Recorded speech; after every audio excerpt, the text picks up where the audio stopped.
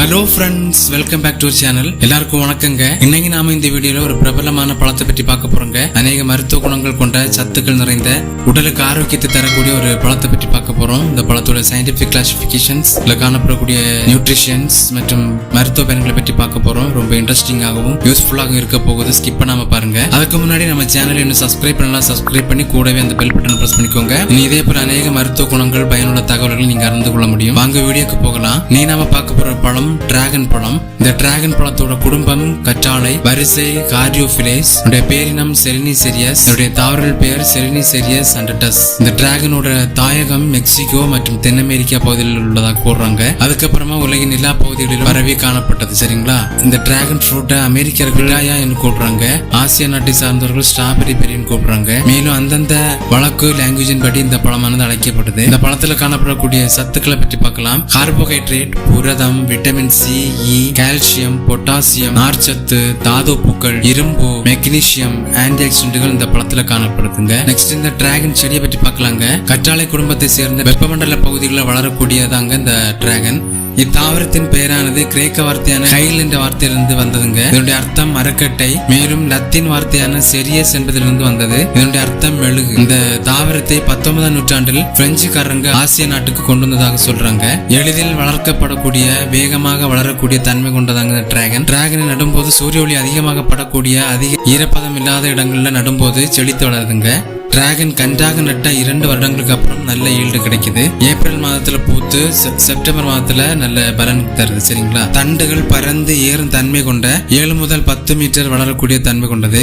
பூவானது நீண்ட கூம்பு வடிவத்தில் காணப்படுது. பூ இரவு நேரங்களில் பூத்து காலையில சுருங்கி விடுகிறது. பூவில சுயமாக மகரந்த சேர்க்கை நடைபெறுது. ஆண் பெண் பூ இரண்டுமே ஒரே பூவில் இருப்பதால மகரந்த சேர்க்கை, சுய மகரந்த சேர்க்கை நடைபெறுது. மேலும் வண்டுகள், பூச்சிகள், தேனீக்கள் இவைகளாலும் மகரந்த சேர்க்கை நடைபெறுது. சரிங்களா? மேலும் பழமானது கூம்பு வடிவ அமைப்புடன் மஞ்சள் மற்றும் பச்சை நிறத்துடன் செதில் போன்ற ஸ்பைக் போன்ற அமைப்பு காணப்படுது. பழத்துல பிங்கு மற்றும் எல்லோ கலர்ல காணப்படுதுங்க. இதனுடைய உள் டெக்ஸ்சர் ஆனது பிங்கு மற்றும் கருப்பு கலர்ந்த விதையுடன் காணப்படுது. மேலும் ஒயிட் மற்றும் பிளாக் கலருடன் கூடிய விதையுடன் இன்னொரு வெரைட்டிஸ் காணப்படுது. சரிங்களா? டேஸ்ட் பாத்தீங்கன்னா பல விதத்துல சொல்றாங்க. கிவி மற்றும் பேரிக்காய், தர்பூசணி போன்ற சுவையோடு காணப்படும் சொல்றாங்க.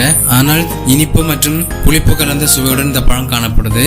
ஓகே ஃப்ரெண்ட்ஸ், இந்த பழத்தில் காணப்படக்கூடிய மருத்துவ குணங்களை பற்றி பார்க்கலாம். நாள்பட்ட நோயை குணமாக்குகிறது. டிராகன் பழம் என்பதால இதில் உள்ள ஆன்டி ஆக்சிடென்ட்கள் நாள்பட்ட நோய்கள் தீர்க்க வழிவகை செய்கிறது. இதய நோய்களை குறைக்கிறது. இதய நோய்கள் வராமல் தடுப்பதற்கு டிராகன் பழம் உதவி செய்து. பழத்தில் உள்ள பீட்டா கரோட்டின் மேலும் காணப்படும் சத்துக்கள் மாரடைப்பு, இதயத்தின் ஆக்சிஜன் அளவை நிலைப்படுத்துவது போன்ற பணிகளை செய்து இதயத்தை பாதுகாக்குது. அதுக்கப்புறமா செரிமானத்திற்கு உதவுது. செரிமான பிரச்சனைகள் உடையவர்கள் இந்த பழத்தை சாப்பிடுறதுனால அவர்களுக்கு செரிமான கோளாறு நீங்கி டைஜஷன் நல்ல முறையில் நடைபெறுதுங்க. நெக்ஸ்ட் பாத்தீங்கன்னா இன்சுலின் சுரக்க உதவுது. டிராகன் பழம் இன்சுலின் சுரக்க காரணமாக அமைது. உடலில் இன்சுலின் அளவு டிக்ரீஸ் ஆகும் போது அதை இன்க்ரீஸ் பண்ணவும் இந்த பழம் அதிகமாக ஹெல்ப் பண்ணுது. அதுக்கப்புறமா குடல் ஆரோக்கியத்திற்கு நல்லதாக காணப்படுது. நமது உடலில் உள்ள ப்ரோபயோட்டிக்ஸ் எனப்படும் ஆரோக்கியமான பாக்டீரியாக்களை உண்ணும் ப்ரீபயோட்டிக்கள் பழத்தில் அதிகமாக காணப்படுதுங்க. சோ அதற்கு எதிராக செயல்பட்டு சமநிலைப்படுத்த இந்த பழம் பெரிதும் உதவி செய்யுது.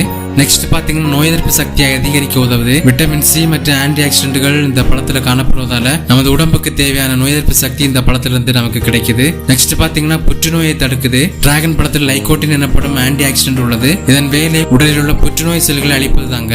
சோ பழத்தை உண்பதால புற்றுநோய் செல்கள் அழிக்கப்பட்டு புற்றுநோய் வராமல் பாதுகாக்கப்படுது. அதுக்கப்புறமா தோல் ஆரோக்கியத்திற்கு உதவுது. டிராகன் பழம் உண்பதால சருமத்திற்கு நன்மைகள் கிடைக்குது. தோல் சுருக்கம், வறண்ட சருமம், முகப்பரு போன்றவைகளை குறைக்குது. இதனால சருமம் ஈரப்பதத்துடன் பொலிவுடன் வைத்திருக்க உதவுது. நெக்ஸ்ட் பாத்தீங்கன்னா வலி நிவாரணியாக காணப்படுது. டிராகன் பழத்துள்ள சத்துக்கள் உடலில் ஏற்படும் வலிகளை குறைக்க உதவுது. வேலை செய்யும் போது ஏற்படும் வலிகள், மேலும் பல்வேறு நிலைகளில் ஏற்படக்கூடிய வலிகளை குறைக்க உதவுது. சரிங்களா? அதுக்கப்புறமா எலும்பு பற்களுக்கு நல்லது. எலும்பு பற்களின் ஆரோக்கியத்திற்கு டிராகன் பழம் நல்ல மருந்தாக காணப்படுது. பழத்தை உண்பதால எலும்புகள் உறுதி அடையுது. மேலும் பற்கள் ஆரோக்கியமாக இருப்பதற்கு ஹெல்ப் பண்ணுது. மேலும் கர்ப்பிணிகளுக்கு நல்லது. பழத்தை கர்ப்பிணிகள் உண்பதால அவர்களுக்கு கர்ப்ப காலத்தில் ஏற்படக்கூடிய இரத்த சோகை நீங்குது. மேலும் பல சத்துக்கள் இதில் இருப்பதால பல நன்மைகள் கர்ப்பிணிகளுக்கு உருவாகுது. கர்ப்பிணிகள் இந்த பழத்தை அதிகமாக உண்ணாமல் அளவோடு உண்பது அவர்களுக்கு உடல் ஆரோக்கியத்திற்கு நல்லதா காணப்படும். சரிங்களா? நெக்ஸ்ட் இந்த பழத்தில் சைடு எஃபெக்ட் காணப்படுதுங்க. அதை பற்றி பார்க்கலாம். இந்த பழத்தை அளவோடு உண்பது நல்லது. அதிகமாக உண்ணும் பட்சத்துல அலர்ஜி ஏற்படுதுங்க.